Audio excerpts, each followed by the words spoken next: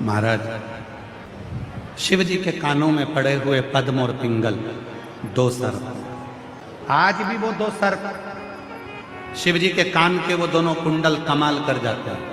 आज भी जिस बच्चे को दमा होता है, जिस बुजुर्ग व्यक्ति को, जिस स्त्री को श्वास की तकलीफ होती है, जिस व्यक्ति को दमे की तकलीफ होती है, थोड़ी दूर चलकर हांपड़ी भराने लगती है, हाँप आने लगती है, सांस चलने लगती है, सारा इलाज करवा लिया, सब कुछ इलाज करवा कर देख लिया, तब शिवलिंग के ऊपर दो पीपल के छोटे छोटे पत्ते पिपलेश्वर महादेव के नाम से शिवलिंग के ऊपर रखे जाते हैं। दो पत्ते पीपल का, और दो कटोरी में जल लेकर पद्म और पिंगल शिव जी के कानों के दोनों कुंडलों का नाम लेकर पिपलेश्वर महादेव के नाम से शिव जी पर दोनों कटोरी का जल या दोनों लोटे का जल उन दोनों पीपल के पत्ते पर चढ़ाया जाता है। उसको कटोरी में झेल कर लाया जाता है। सुबह, दोपहर और शाम, अगर 7 दिन 15 दिन लगातार रोज 2-2 बूंद जल या थोड़ा थोड़ा जल, अगर रोज पीपल के पत्ते का प्रयोग कर सकते हो तो कर लो, नहीं तो एक बार में जल लेकर आ गए, उसी को 4-5 दिन तक प्रयोग, पकड़ी भराना कम हो जाएगी। चढ़कर देखना 4-6 सीढ़ियां, जब हाथ भराना बंद हो जाए तो समझ लेना कि मेरे शंकर भगवान ने तेरे ऊपर कृपा करना चाहिए। जिसकी हाथ भराती है, सांस भराती है, दमा चलता है, पसली चलती है। कई बच्चे ऐसे हैं जो दिन भर सर्दी ही सर्दी, पूरा कफ ही कफ जमा रहता है, वो निकलता ही नहीं है। डॉक्टर का भी इलाज करवा, डॉक्टर की भी दवाई लो, क्योंकि डॉक्टर शिव का एक रूप होते हैं, और साथ में पिपलेश्वर महादेव का स्मरण कर कर दो शिव जी के कान के जो 2 कुंडल हैं, क्या नाम है उनका? जम के बोलो। पहले का नाम है पद्म, दूसरे का नाम है पिंगल। जम के बोलो, क्या नाम है उनका? फिर से बोलिए, पद्म पिंगल। 2, जैसे ये शिवलिंग है, इस शिवलिंग पर 2 छोटे छोटे पीपल के पत्ते रखकर 2 लोटा जल दोनों हाथों से पद्म और पिंगल का नाम लेकर, पत्ते रखोगे तो पिपलेश्वर महादेव के नाम से। कौन से महादेव? पिपलेश्वर महादेव। और जो जल चढ़ाओगे वो पद्म और पिंगल के नाम से। और उसी जल को जब लेकर आओगे और उस जल को रोज थोड़ा थोड़ा थोड़ा थोड़ा लेना चालू करोगे, धीरे धीरे हांपड़ी, सांस, दमा जो एकदम भरा जाता है, चलते नहीं बनता, थकान सी लगने लगती है। 15 दिन के अंदर आपको लगने लगेगा कि मेरे भोले बाबा ने मेरा हाथ पकड़कर मुझे स्वस्थ कर दिया। पद्म शिव जी के कानों में पड़े हुए ये 2 कुंडल नहीं, ये वो कुंडल है। हर तरह से जब टूट गए, हर तरह से जब समाप्त हो गए, हर तरह से परेशान हो गए, तब शिव की शरण, तब शंकर की शरण, शिव की शरण। कानों में जो सर्प पड़ा हुआ है, कमर में जो सर्प पड़ा हुआ है, हाथों में जो सर्प बंधे हुए हैं, गले में जो सर्प पड़ा हुआ है, ये जितने भी सर्प हैं, शिव जी के शरीर पर जितने सर्प हैं, ये सब रोग को मुक्त करने, रोग से मुक्ति देने। एक शिव जी का नाम है नीलांबेश्वर महादेव। जरा जम के बोलेंगे सभी लोग, कौन सा महादेव? नीलांबेश्वर महादेव। नीलांबेश्वर महादेव, जम के बोलो। शिव जी का एक नाम है। शिव जी के गले में जो वासुकी नाग पड़ा हुआ है, कानों में पद्म और पिंगल पड़े हुए हैं, शिव जी की कमर पर एक सर्प बंधा हुआ है जिसका नाम है नील, इसलिए शिव जी का नाम नीलांबेश्वर। एक सर्प कमर में बंधा हुआ है शिव जी। मेरी कई जीजियां कहती हैं, कई माताएं कहती हैं कि गर्भाशय में गांठ हो गई, गर्भाशय को डॉक्टर ने कह दिया कि खराब हो गया है। कई माताएं कहती हैं कि किसी ने हमारी कोख बांध दी है। कोई कहती है कि मेरे रजो धर्म से जुड़ी हुई तकलीफें चल रही हैं।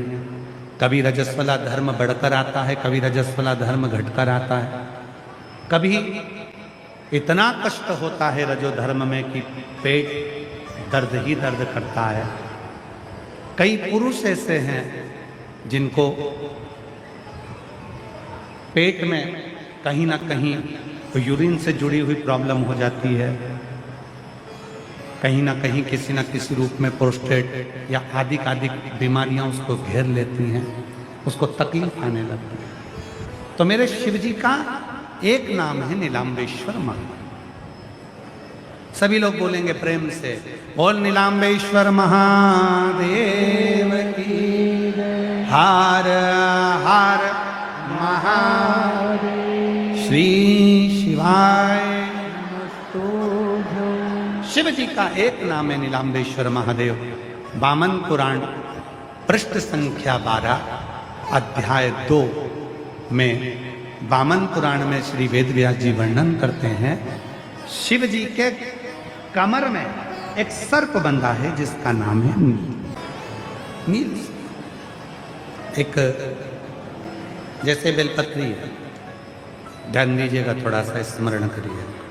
उधर से घुटने तक के बीच का जो भाग है, अगर इस भाग में कहीं पर भी गांठ पड़ी हो, कोई तकलीफ हो रही हो, रजो धर्म से जुड़ी हुई, गर्भाशय से जुड़ी हुई, बच्चाडानी से जुड़ी हुई, या पुरुषों में भी अगर कोई तकलीफ उधर से लेकर जंघा के बीच में अगर कहीं कोई भी कष्ट होता है, उसको मिटाने के लिए नीलांबेश्वर महादेव का नाम ही काफी।